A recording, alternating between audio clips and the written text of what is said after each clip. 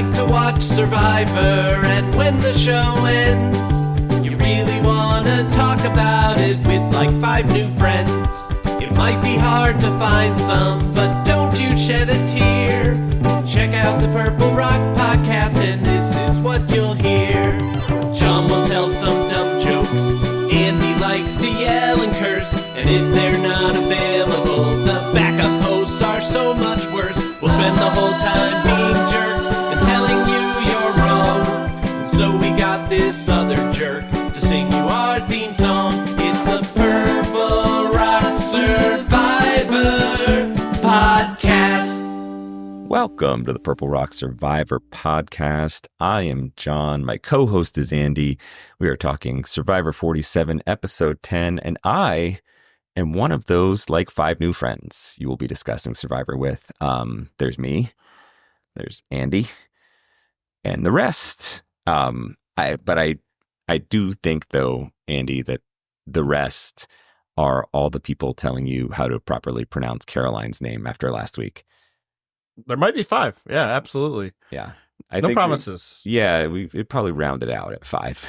There were people that were coming to Caroline's defense because how dare you. Also, it sort of conflated Caroline, who meh, with Carolyn, who A+.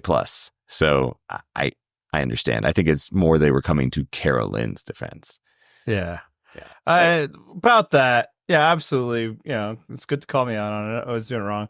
What it is that I have not yet once, I believe, this season, and certainly not tonight, put in our breakdown a plan to speak about that person. And so when she comes up, I was not prepared to speak about her, and then I'm just reading the name off of the Survivor Wiki. See? And then I make a choice. Even though, like, yes, I know her name is Caroline, but she just has not been significant enough to be like a discussion point. You had your own Tyler Hero moment, and I understand. You know, who am I to throw these stones? Yeah, it's, you know, I get it. Sometimes you're just seeing the word and your brain turns off, and it comes out, and it's not the right way. Even though she's the reason for the word. No, that's what I hear. She seems fine. Yeah. Which rhymes with Caroline. Really smells like woohoo. Hey, how did you like this episode of Survivor? So the thing I like most about Survivor is when you get like really interesting, charismatic characters doing like really like engaging strategic stuff. But failing that, so the next thing I like the most is with Survivor is when it just demonstrates how right I was about something I discussed on the podcast. Okay, we're getting warmer. In that regard, I ate. It was great. Yeah. I like this episode did not like fuck around with who the options might be, right? It was like A or B, like we're not going to like, oh, this is like from the beginning, it was 2 pretty clear options. It was really the only drama was going to be like, well, if, Gabe wins immunity, then maybe this throws a wrench in some plans. Well, if Gabe wins immunity, then it was Kyle. Like they did set that up, right? But I never quite believed in that because they did enough Kyle stuff, and I'm like, well, he's winning immunity, right? But ultimately, I mean, I think for me, once I saw who had immunity, I thought it was pretty obvious which way it was going to go, unless I woefully underestimated how dumb these players might be. But we'll get into their decision making in a little bit. Overall, though, I think it was a perfectly fine episode of Survivor. I enjoyed some parts of it. I did enjoy the Genevieve backlash, which we may as well dive into because that was quite satisfying. And why not give you a chance to gloat? Have at it, Andy. Yeah, I mean, I'd say like what I was saying, that I love when it just proves me right. It's only the way it gets better is if people were challenging me on it, and that didn't really happen. There wasn't a lot of comments that were like, no, Genevieve has a super genius plan here. You just don't understand it, because instant fail. To the degree, like the first scene we get back is like, oh man, I knew it'd be so hard to deal with Teenie. And it's like, then why do it though? Is the question. That was, if you knew that this is a potentially very damaging plan. You didn't have to do it, Genevieve. Nobody was making you. And yeah, it just falls apart right away. And then morning comes and everybody's like, hey, but maybe we should just get rid of Genevieve. I don't know if I trust that Genevieve, to the point where even like the thing I even mentioned when I was discussing all of the ways her plan was one of the dumbest things I'd seen on Survivor, was she was announcing herself as a threat to this other group. And I clocked it as like, Gabe was like, hey, this move's all you. And then we see like, oh man, that Genevieve, she's pretty dangerous. We should probably get rid of her. It's like, there was no value to anything she did last week other than the removal of Saul, which I remain unconvinced was all that necessary for Genevieve's success. And yeah, I was enjoying all of it. Like the whole time when she was complaining about this happened, was like, well, you didn't have to do it though, Genevieve. It's like, I wonder why this is so bad for you, huh, Genevieve? And I think that was the truly gratifying part, right? Like she talked about being the tallest blade of grass. Yeah, well, you got there via a dumb move. Like it makes sense, you know, like you stick your neck out sometimes, but you got to pick a big, bold gamble. This was neither of those things. Like it just, well, why'd you do that? Like this was a total own goal. Like you would have been fine. You could have made a big move. It didn't have to be that one. That one actually worked against your best interests. And, you know, again, I don't feel like it took a lot of examination into the possibilities. Like you and I were both pretty instant reaction on that one last week. Like, what the fuck? What was the idea behind this? Like, what was the long game here? It just didn't make sense immediately. So yeah, the fact that she is now being viewed as a big player for making what was largely a dumb move is hilarious. Yeah, and then she's all panicked, like, oh no, what do I do? It's like, well, what was the plan, Genevieve? Right. You're the big planner. You're the planner of Survivor. This plan has Genevieve Mushlook written all over it. Well, what was like step 2? Was it just the question marks and profit written after that? Because in her plan, like she fully question mark stage. Yeah, she fully recognized that she was burning 2 allies in this, which if we were scouring at home was her only 2 allies. Then what was the next part of it? And I don't think there was anything other than look at what I can do. Saul has made me mad and I'm going to do something fan-fucking-tastic, you know? And the only thing that was frustrating, but also entertaining because it just kind of revealed who she was and what everything I was saying last week is like, you guys thought she was something. And it's fair that you thought that at the time, but she is not, you know? Is that there was a lot of passive voice going on when Genevieve was talking about her situation. There wasn't a whole lot of, well, I may have miscalculated here. Maybe I shouldn't have done. Were made, Andy. Yes. There was never any ownership that like she is in a really fraught situation right now. Do completely and totally her own decision making. It didn't have to be this way, Genevieve.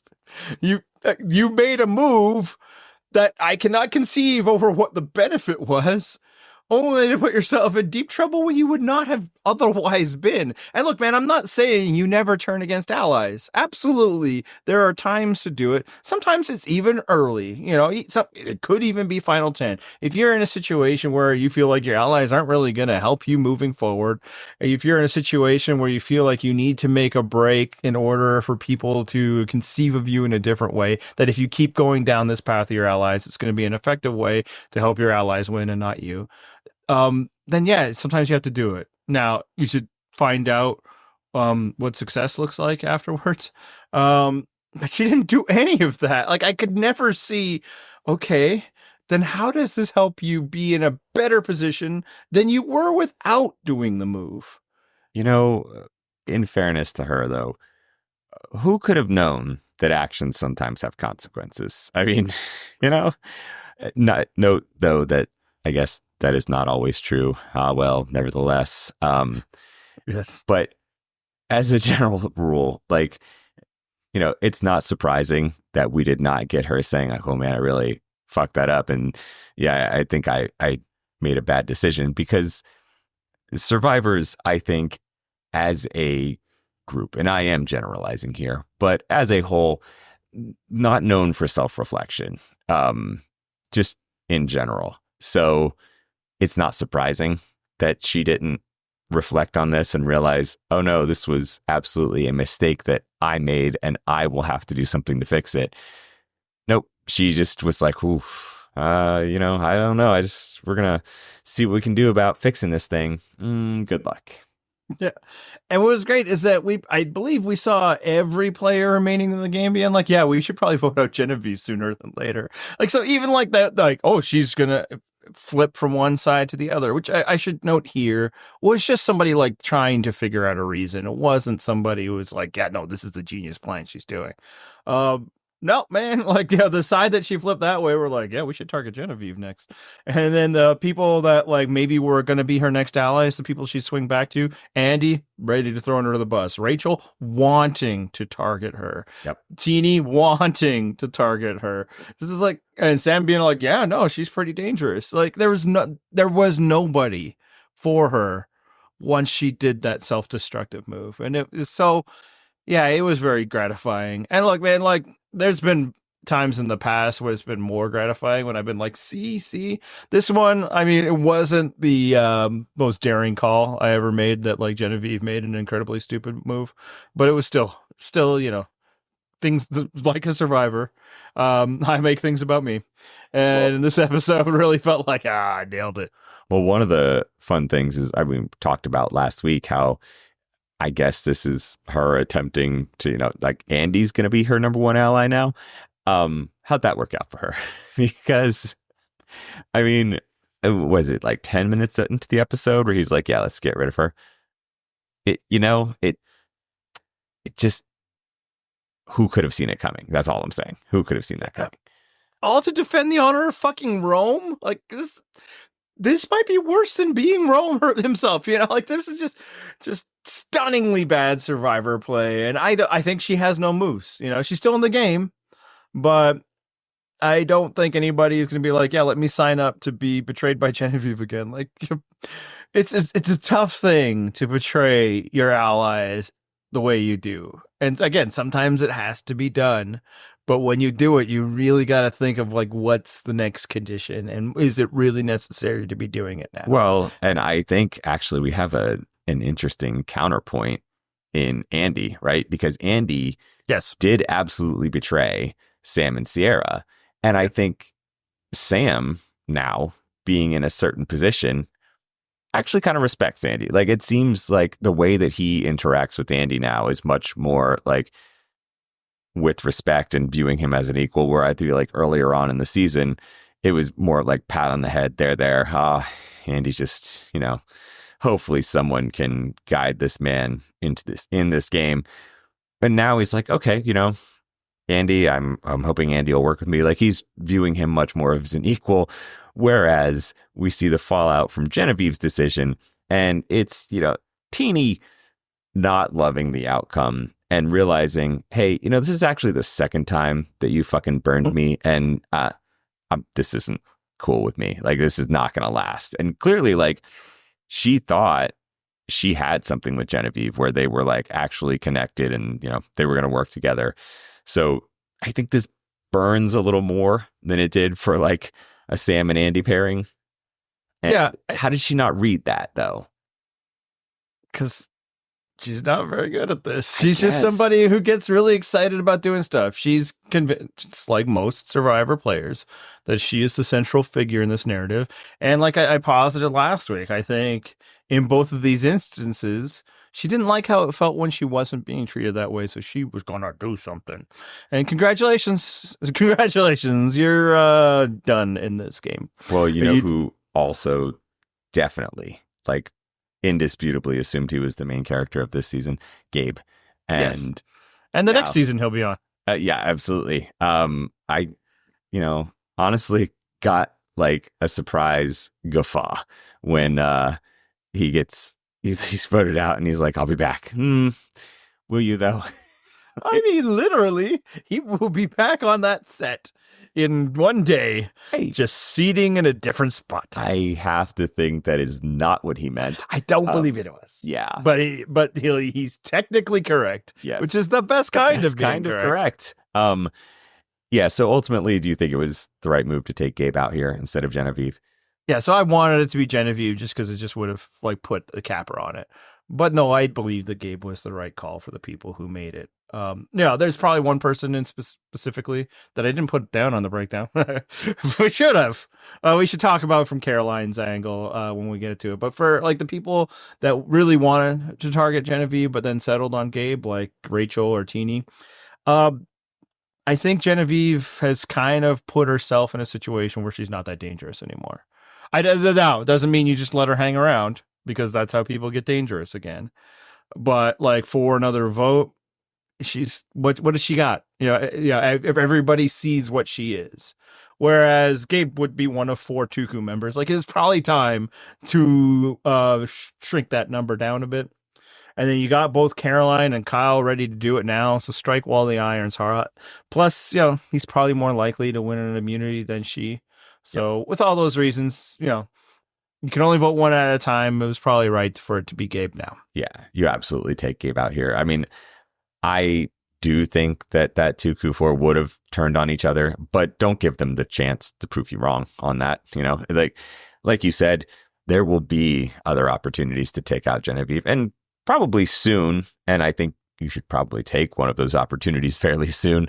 But yeah, the Gabe thing, you might not get many more opportunities, and only because if that 2Q4 does stick together, well, shit.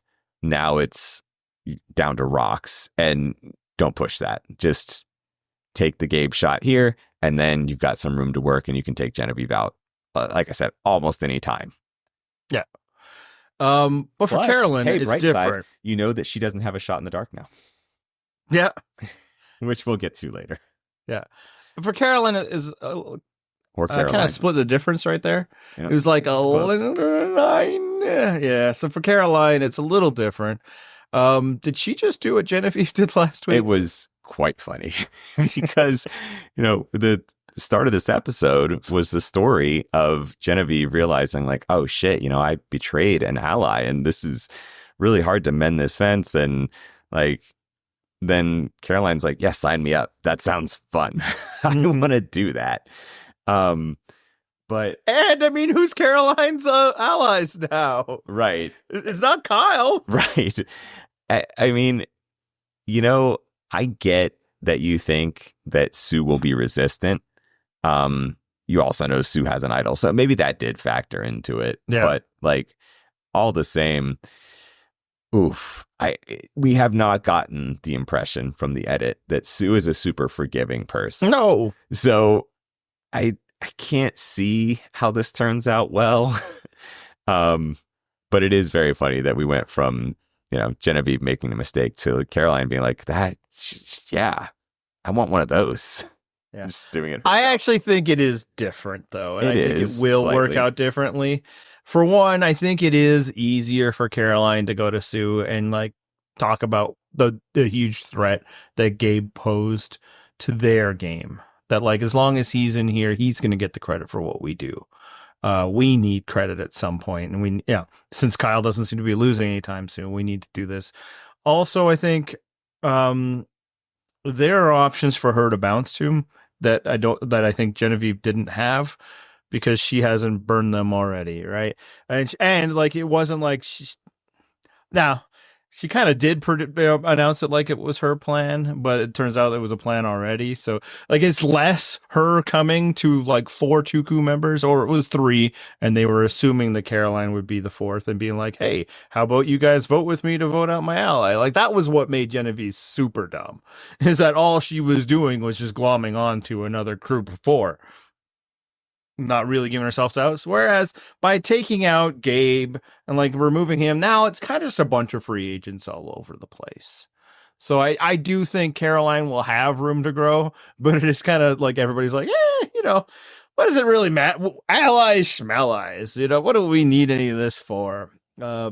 But I think like, I don't think Caroline will suddenly like everybody like, oh, we got to watch out for that Caroline after this. I think she'll have a little bit of room to maneuver, just in part because I think everybody was like, yeah, you're probably right about Gabe, in a way that I don't think they were about Saul. I think that with Saul, they were like, whoa, that's pretty cutthroat there, Genevieve. I don't understand your reasoning, but it's you. But thank you. You want to vote him out, so sure, yes, absolutely. I think you do make a good point too about looking at the landscape now after Gabe is voted out. There's not a lot of solid blocks out there of people that are going to definitely vote together. It looks likely to be a shifting thing where it's going to be, we'll form an alliance for this vote and then, targets and priorities shift on the next one. Much more. I think it's harder for Caroline than being in a 4-2 coup would have been, but it's maneuverable. It's doable. And, maybe you have to sign up for the harder path if you want a chance to win. Like I said, it's sometimes the right move to vote out an ally. Right. And also I think she did have the right read that, if it was the three of them getting to the end, yeah, probably it's going to Gabe. So maybe you could argue that it's a little too early to do it, but you can't roll the dice that you're going to get another good shot like this. So yeah, may as well do it now. So I was happy to Gabe to go out of the game. It's not as satisfying as when Rome left. There was no comeuppance. He was voted out because he was viewed as a big threat, right. And there really wasn't much he could have done about it. But I still don't like the guy, so it was cool. Yep. Same. I mean, I don't know. I didn't enjoy watching him play Survivor. There's times that I'm actively rooting for someone to go home and it's going to be fun for me. It's just really, I was like, I'm just over Gabe. I don't want him on my TV. It's please, can you just go? At least with Rome, I was annoyed by him at times, right? Yeah. With Gabe, it's just you're boring the shit out of me. Can you please leave? There was just kind of a feeling about his confessionals and stuff. Not really bad, but just man, you're just kind of a jerk, dude. Also, just too put on and yeah, the hitting a dance for the fans or whatever. Well, that was the Ray Lewis thing, right? Sure, I think is what he was doing. Yeah.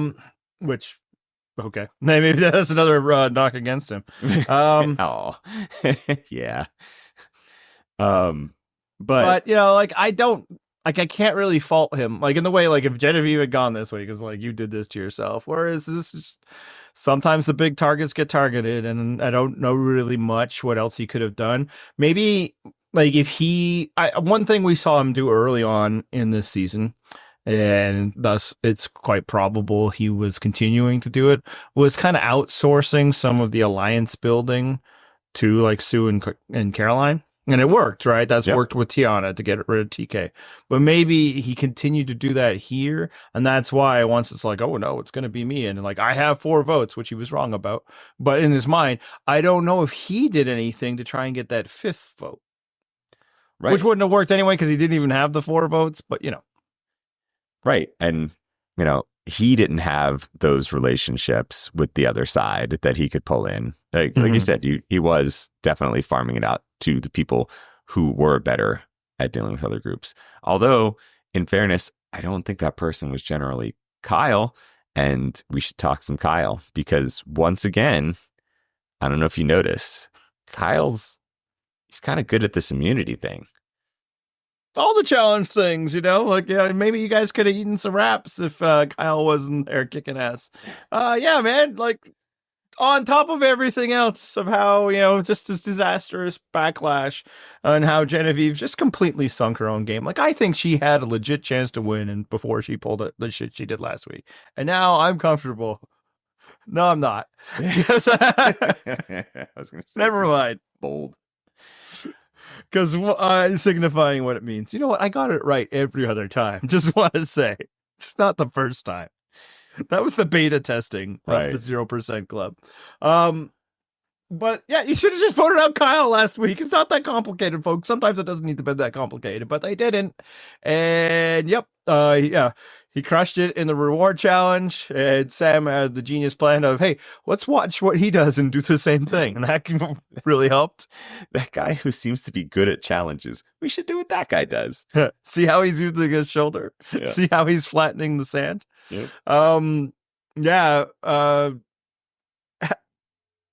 This is what you get. And no, does it mean he's going to win? No, but it definitely means the game's not going to win. You know, I guess it's a chance the next week, if he wins travel immunity again, that person who might be Genevieve is not going to win.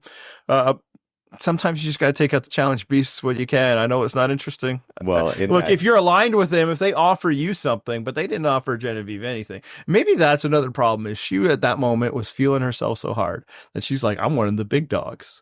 I need shields, and it's like you only are going to make yourself a big dog by doing this. Yeah. Otherwise, you were fine. Your social game was the shield which you required. And you know what's funny is ultimately her going after Saul last week sunk Gabe because had they gone after Kyle, Gabe's probably fine this week. He's probably easy. Yeah, I don't think Caroline is motivated at that moment. Again, she'll still have the motivation of not wanting to go to the end with him. But at that point, it's like, hey, I probably throw Genevieve under the bus. Well, I guess she hadn't done that move in this hypothetical. Never mind. Right. And so, this week with Kyle gone, Gabe is still there, and Gabe is probably in a decent spot. But Gabe going along with Genevieve's terrible plan actually sunk his game. So it took out more than one person. Genevieve's still in the game, but clearly hamstrung.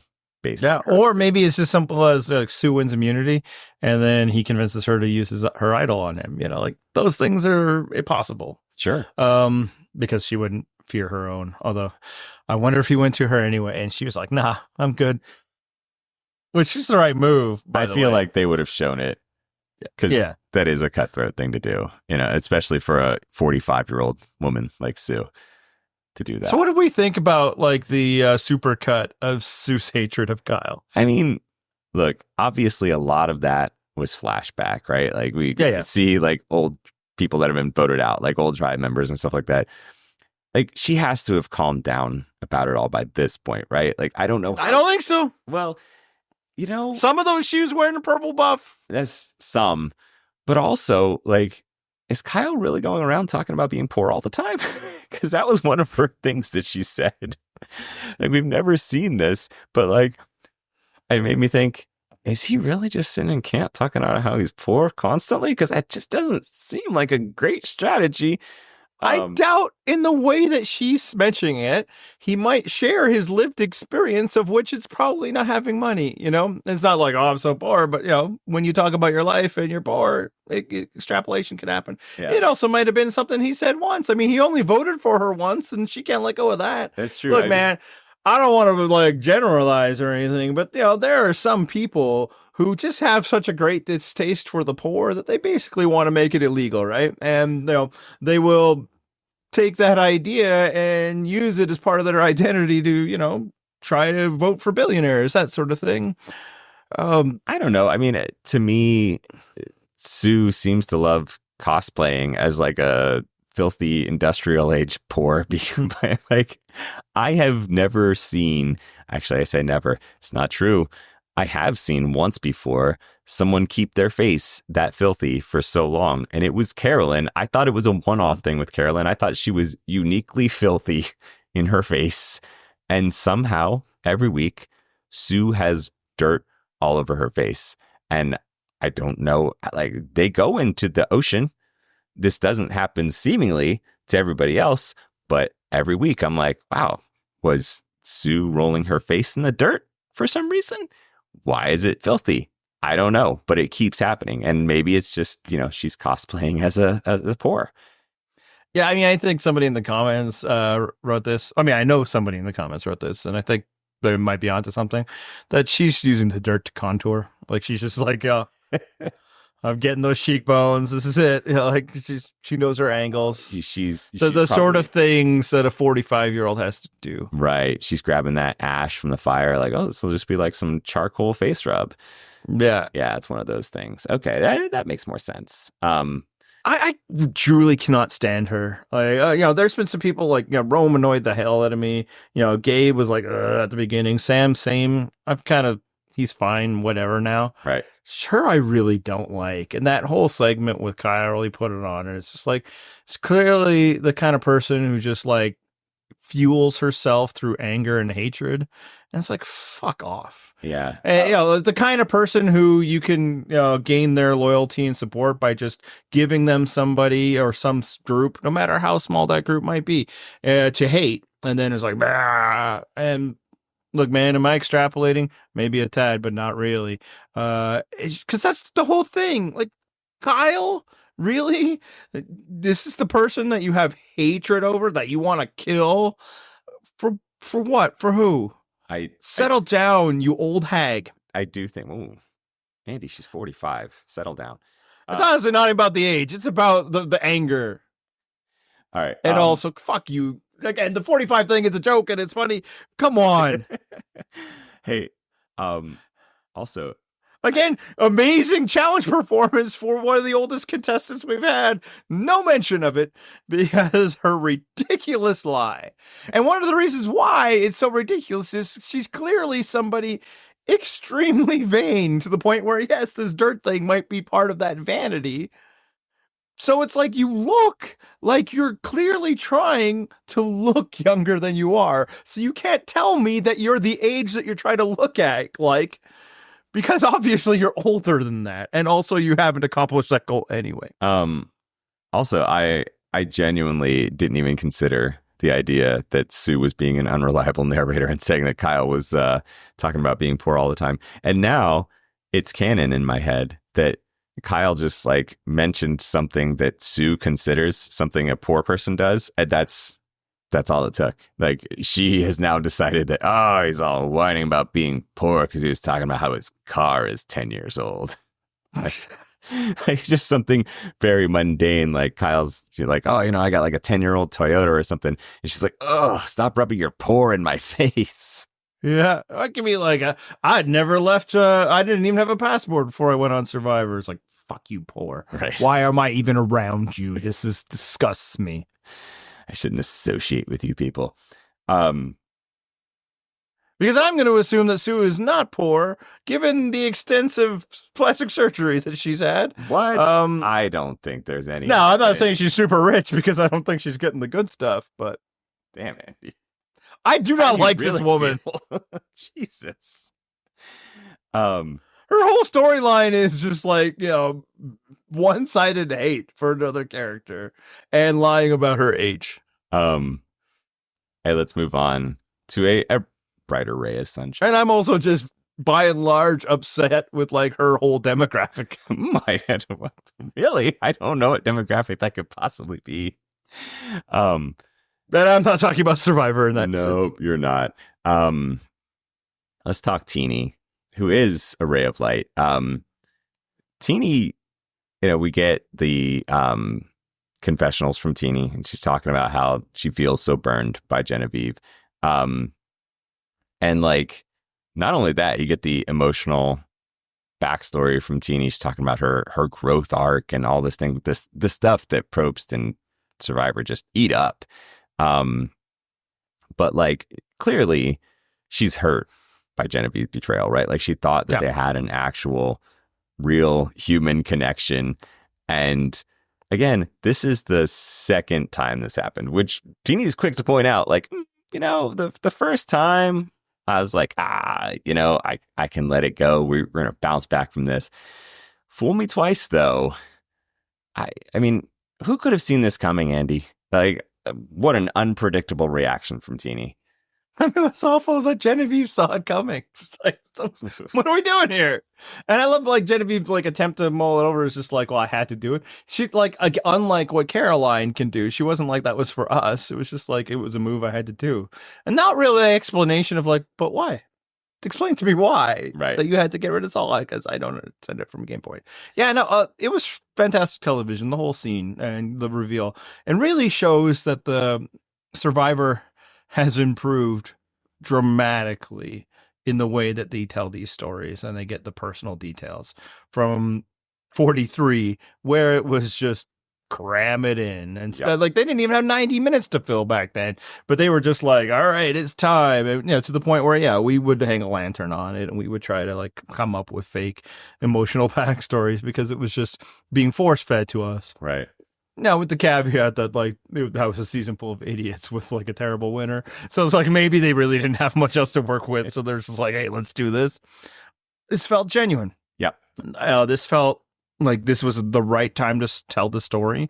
It fit in with the reaction. It felt genuine that not only like Teeny in that moment when processing this level of betrayal really kind of got her thinking about what's going on in her own life and all of that. So, I found it really affecting. Yeah. And I think genuine is the right way to describe it, because everything about Teeny feels very genuine. Yeah. And I think that's why, it's easy to root for Teeny, right? Like I told you earlier, Gabe, there's something about Gabe that just doesn't sit right with me. And it feels like an act.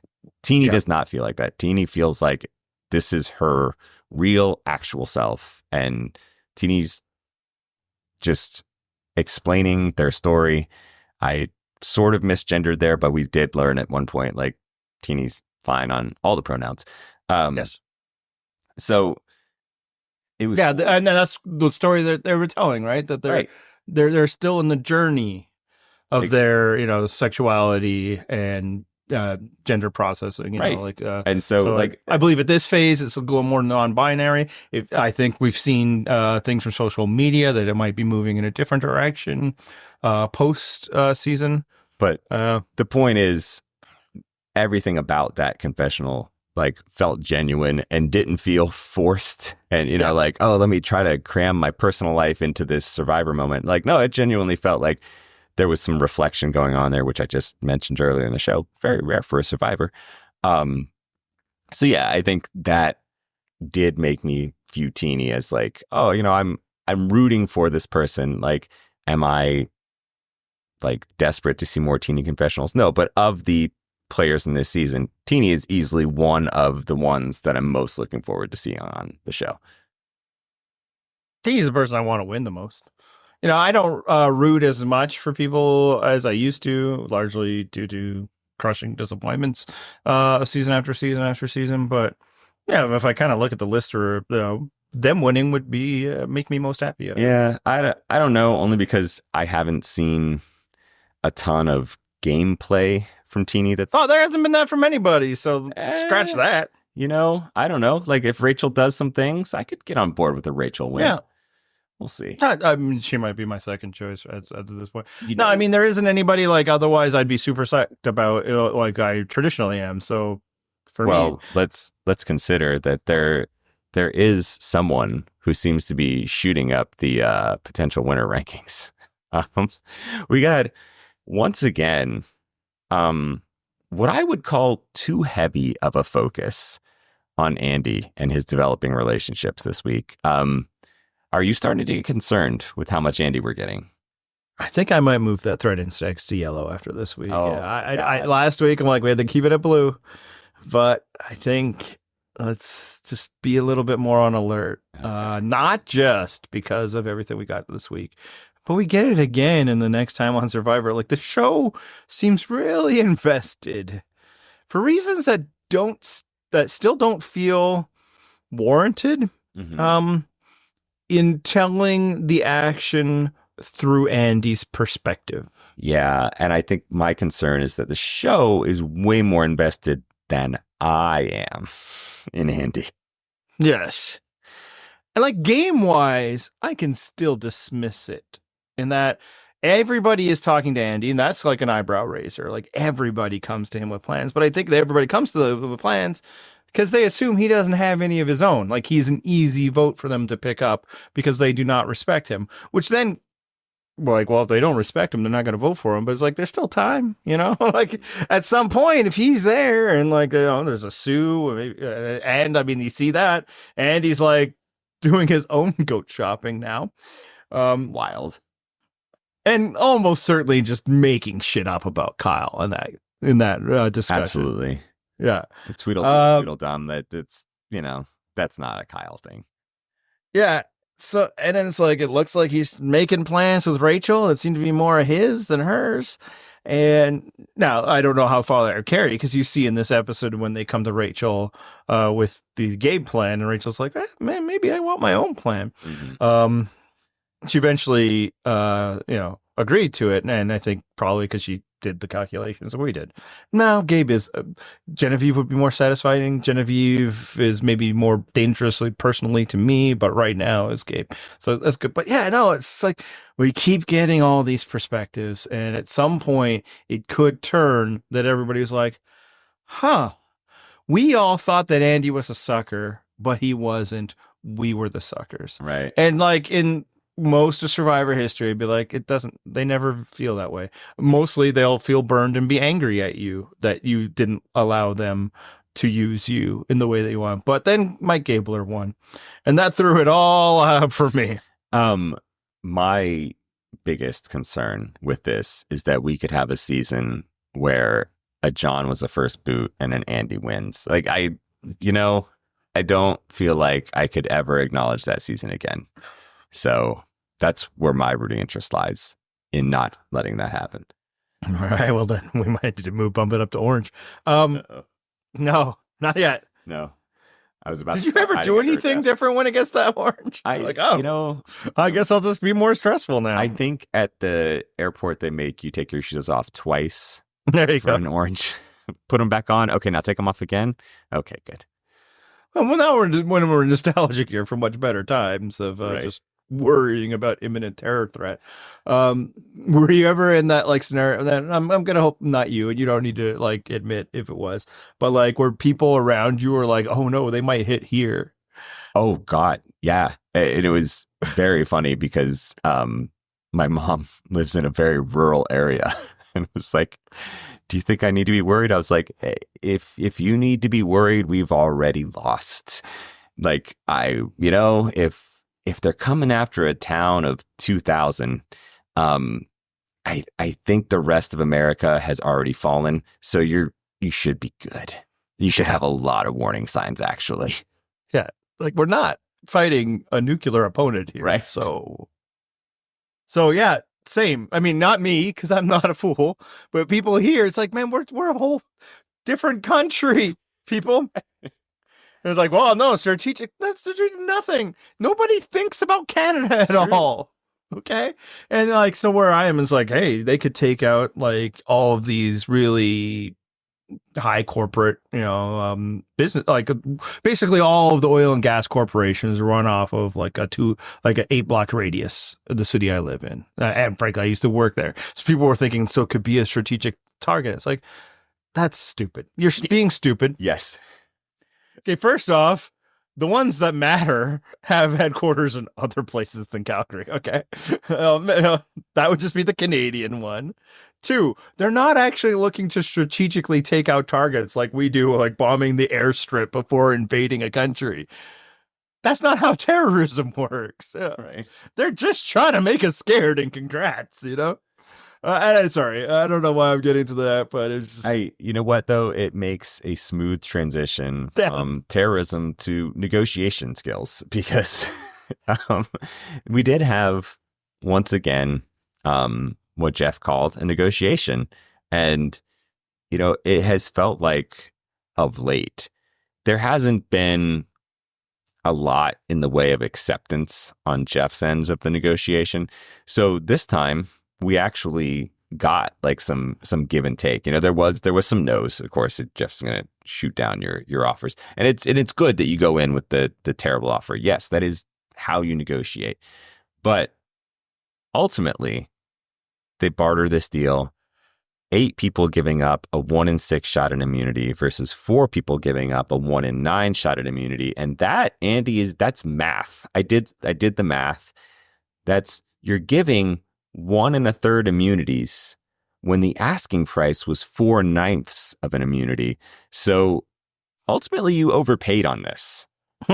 So, I cannot give them praise for giving up their shot in the dark. So how did you view that negotiation? I'd say first, yeah, it was nice that it fully unintentionally became a genuine negotiation. Yep. Like that itself nearly justified the presence of this. This doesn't have a justification. Like their justification is, wow, we've starved them too much. This is the day we really got to give them food, but we can't just give them something. And it's like, okay, you're solving a problem that you created yourself. How about just uncreate that problem? How about that? Nope. Give them some food. And it, like I can understand what they're thinking. It's like, hey man, people used to give up immunity for like some Doritos or chocolate and peanut butter or whatever, right? Like this is, but now it's like you're demanding it has to be this many people, and of course we need this structurally to happen so that people still have calories to use, so that they're the television is good for another week or so. So like. The rights negotiation in general is bad. It's led to some fun things like Jeff stabbing the bag. That was fun. But it ended up being fun because like the players found a way to change it. Now, what they give up, yeah, it's fine, man. Like, again, the most likely scenario for any shot in the dark is that will not get played at all. That's the most likely scenario.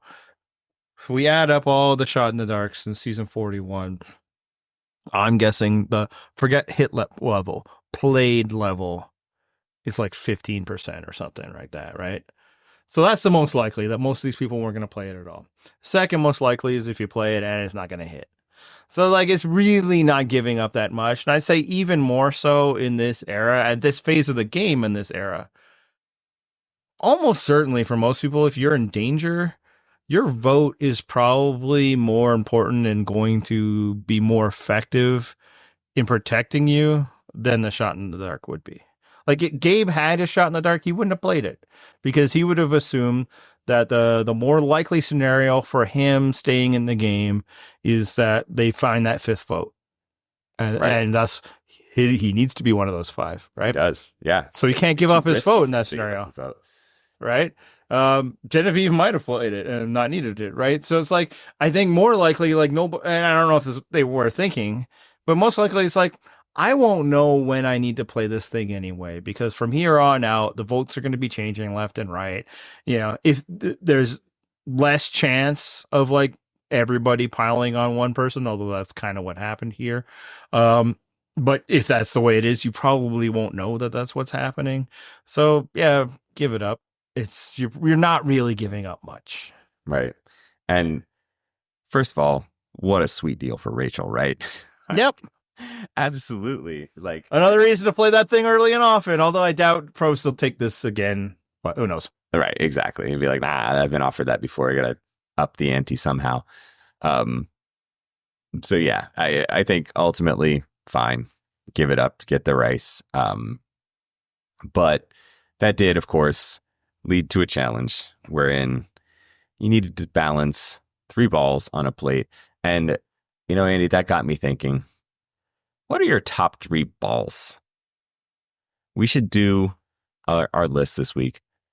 Top 3 balls. Top 3 balls. Top 3 balls. I just want to first. You don't want them to get too far separated. Exactly. I want to give first an honorable mention shout out to a combination. 1, truck nuts. 2, Benoit balls. Same general ideas in that both balls made of metal. Very different purposes, but just they are both balls that deserve our attention and admiration because, truck nuts for the non-American audience, I have to assume this is an exclusively American thing. I mean, North American, I can tell you. Really? Oh, wow. I didn't think it would have actually crossed over. I mean, particularly where I live, right? I guess so. Okay. Truck nuts. I feel like they've gone out of style. I haven't seen any, thankfully. Well, I mean, you go to other places in the world, there just aren't that many trucks either. Right? Well, this is why I assumed an American thing, right? It's very pickup friendly. Like the rich folk where I live drive expensive pickup trucks, and cosplay as poor people, or great, or as blue collar people. I should say, not rub the dirt on their face like Sue does. So truck nuts are metal attachments that look like human male balls, and you put them on the back of a pickup truck on the trailer hitch. Yeah, you know, And let to them make dangle. it look like your truck has genitalia. It's, In doing so, you have made your truck transgender. I hate to tell you, what? but you have now That put truck is artificial genitalia on your truck. that truck. And now it is they not them the to you. gender that it was when it was made. Yeah. Update So- that truck's pronouns. All right. Do you want to start with your number 3? Unless you have any honorable mentions for your ball. I have an honorable mention. I'm going to go with like the bouncy ball, like the little things you get out of like vending machines, that sort of thing. Classics. They're fucking classics. Like when you're a child, I just love getting them. They're like a quarter, maybe now where I live, you can get up to a loony for a bigger one. Ooh, damn. Yeah, Inflation. I know. Thanks, Joe Biden. There's 2 reasons for like the inflation. Yeah, obviously just inflation in general. But once you live in a country that increases the units of coins, they'll find ways to take those coins. You know? Yeah. Which is a thing that your country should 100% have done like 15 years, 20 years ago. But of course, we'll never do. Nope. How you liking that penny? We're huge fans. Yeah. Yeah. But yeah, because and I normally rank them higher. I was thinking because of like the joy that they bring you as a child, but they also really suck. Like you lose them instantly, Easily. You break things, you know, like bouncing around and you get in trouble. You know, obviously, since I become a parent, it became a thing. So they're like chaotic neutral. So I feel like that kind of puts them in an honorable mention. Just great, solid ball, but also just completely ephemeral. And just ultimately, like, I'm just impressed by the kinetic energy that Yes. ball can expend, because it's so small. How does it bounce so high? Like it's And then you truly like really impressive. reef on it, and then you try to like see how like many bounces you can get going. Yeah, Like balls are great. they are. Like we're talking like all time like Hall of Fame Mount Rushmore toys. The ball's got to be on there. It's up there. Yeah, for sure. All right. My number 3, since actually I like Hey, go to ahead. do an honorable mention. I'll do my number 3. My number 3, Players Ball by Outkast, 1994. All the players came, you see, from far and wide. And it was easily one of the top 3 balls of my lifetime. So my number 3, Players Ball by Outkast. All right, so here's where we test your memory, because last season we did top 3 Christmas songs, and that's when I told you that this was actually first written as a Christmas song. Do you have any memory of that? Players Ball was? Yes, it was on the LA Face Christmas album. I absolutely do not remember. That's why there's a line. Ain't no chimneys in the ghetto, so it won't be hanging no socks from the chim. It's a Christmas song. Yep. It's like Die Hard is a Christmas movie. Players Ball is a Christmas song. So I look forward to telling you that again next season. I will similarly be shocked and impressed by that little factoid. All right, my number 3, I'm going with tennis balls. And here's the thing, I don't play tennis, man. I never have really. I mean, I have. Yes, I held a tennis racket and hit it. Almost always just hitting it over the fence, right? No good at tennis. But the beauty of the tennis ball is it's so good for so many things, right? Yeah. You like for I use it when I'm doing little league practice. You start the season. That's how you get the kids catching pop flies without being afraid of taking it a hard ball off the face. Yep. Because you really got to be careful with the balls in the face. You do. And then we have a game that I often end practice with where I actually bring out a tennis racket, but I make them hit the tennis balls with a tennis racket with a baseball swing. And that way, again, they do it. It's a big surface area on the tennis racket. And I don't have to like lose like 10 minutes per batter as they get on their batting helmet and their batting gloves and everything, right? So we can kind of keep it moving and everybody has fun. But I mean, you grab a tennis ball and you play with your dog, right? You get a tennis ball and you can just bounce it off the wall. You get a little handball or just, throwing it up in the air. And like, it's just such a versatile ball. It really is. That you also, can just kind of keep yourself entertained. When you're very old, you can like put it on your car antenna. There you go. Or on your walker, so that you don't scuff up the floor. Exactly. Again, the versatility is there for that. I applaud your choice. Yeah. All right, what do you got for number 2? So my number 2, rum balls. See, Christmas time is approaching. Yep. A holiday favorite for me. Rum for a long time was my liquor of choice. Probably been slightly surpassed lately by bourbons, but rum balls still an all-time favorite for me. Combination of some rum flavor, some chocolate. Like I honestly could eat and have eaten far too many of them, and they're delicious. So my number 2, rum balls. For my number 2, I'm going with basketballs. That's, again, a great ball. I love basketball so much. You put one in my hands, I'm going to shoot it. I'm going to dribble it. Unless, of course, we're somewhere we're not supposed to dribble and I have to tell my team over and over again, no dribbling the ball out here. But just, ball handling, basketball is my favorite sport, as Curtis Blow once said. Frankly, people might be surprised that it's this low, but right. Well, see, and here's the thing with the basketball, instinctually you want to dribble it. So it's so almost cruel to tell someone, you put a basketball in their hand and say, no, don't bounce that. But it feels like that's what you're supposed to do, because it is what you're supposed to do. Mm-hmm. And so telling someone, hey, don't dribble that. It's like, well, why did you give me a basketball then? That's the fun. At the very least, I'm going to pantomime that I'm going to shoot it. Right. That's the only other thing is I want to shoot it or I want to bounce it. Yeah. Now, I understand if other people don't rank it as high because it is not versatile. You can use a basketball for basketball. Yeah. And that's it. Don't talk to me about using it for soccer. Fuck you. Do not kick your basketball. Respect the ball. Right. But, my love for basketball is such that I don't need it to be anything else other than what it is. Yeah. So I'm realizing, honorable mention, I really should have thrown in stress balls there, because I actually had an episode this week where I'm healing, or I'm doing some PT on an injury, and a coworker tossed me a stress ball, and so I squeezed it. I was like, "Oh, thanks," and I tossed it back. And then another coworker saw me tossing it back, was like, "Over here," threw the hands up, and inadvertently turned into a game of catch in the middle of the office. That's why balls are so great. That's what I'm saying. This is why balls are a top 3. They are I've been in situations where people are sitting around, they're bored. I think we were waiting for a bus, and we didn't have a ball, but we had socks, so balled them up, and we just started playing catch. And I think I made a game. You have a ball, then you're gonna have a ball. That's what I'm saying.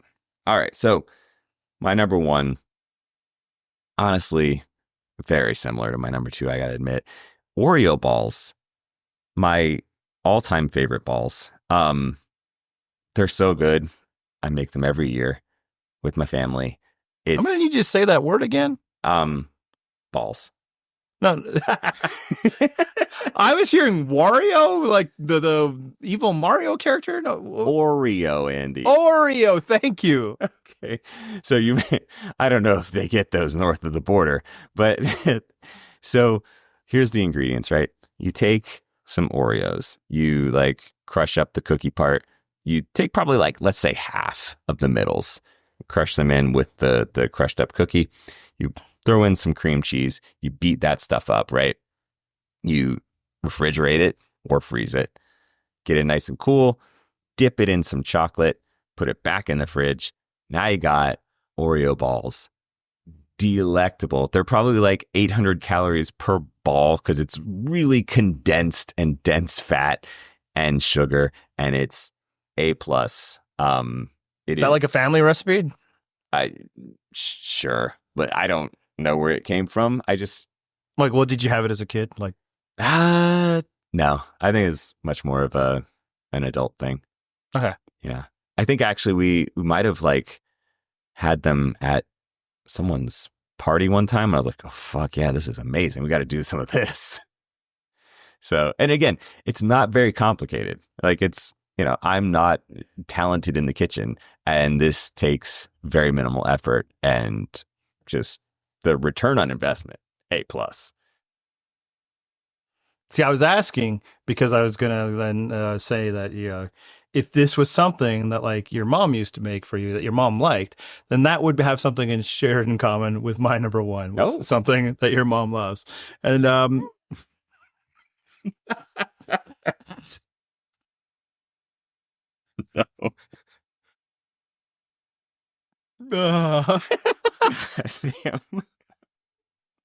Sam, I have a tie at number 1 for best balls.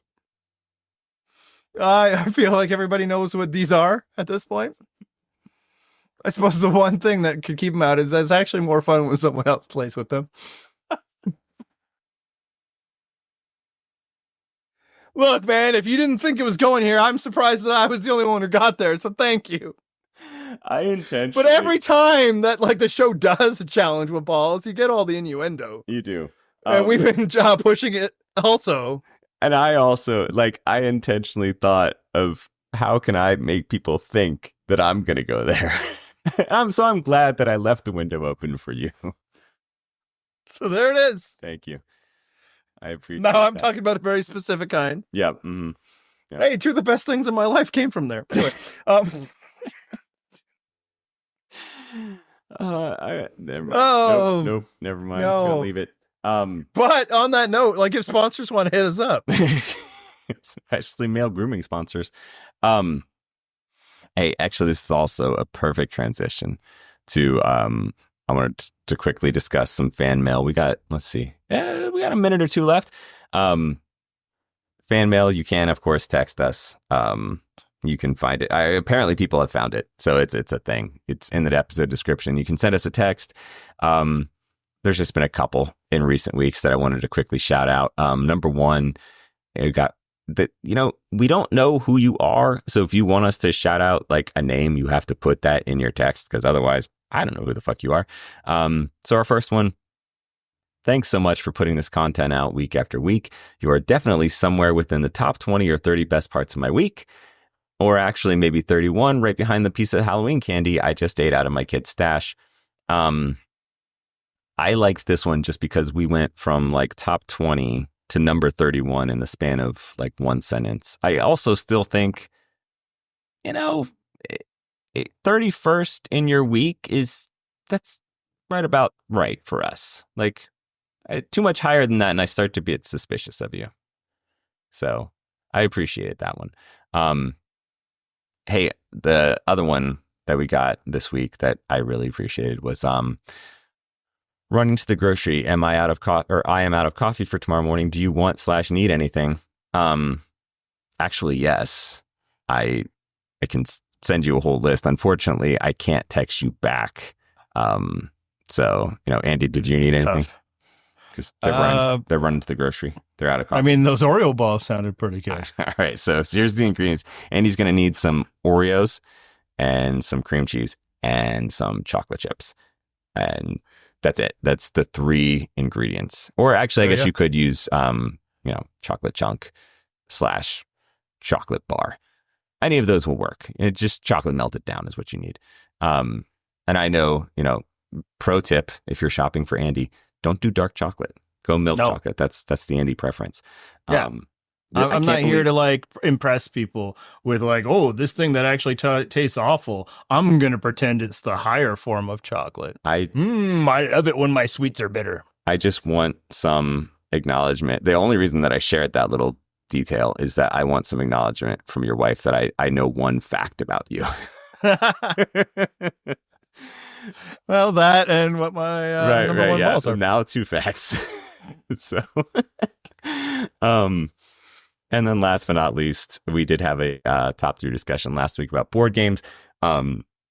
Someone said, y'all would be all over 5-Minute Dungeon. I did look up a video and watch a video on this one with my kids. My worry here is the replay value. Like, I need games that can withstand being played a lot. Like, it didn't hit me in that way. So random stranger, if you are like heartily endorsing this, you got to sell me harder on replay value. So, all right. Anything else you want to discuss, Andy, before we wrap this thing up? Oh, yeah, just one quick note. I did this last season, and then he's been asking me all the time, and I keep being like, yeah, sure, and then I don't. If you guys are looking for, half a minute, 2 minutes of entertainment in your week, you can visit my youngest son's YouTube channel. He goes by Biscuit Dog 3000, and he does stop motion animation. Or recently, because it was her birthday, you can get little shorts on our French Bulldog Biscuit. I'm just really glad that when you said half a minute to 2 minutes entertainment, you didn't then acknowledge your balls again, because I feel like that I've had enough for this week. So, hey, on that note, purplerockpodcast.com is the site. You can go in there, check your fantasy scores. If you were playing this year, please join our commentariat. They're a fun group of people. Anything else, Andy, before we hit this theme music? Balls! This is the copyright-free outro to another niche survivor podcast.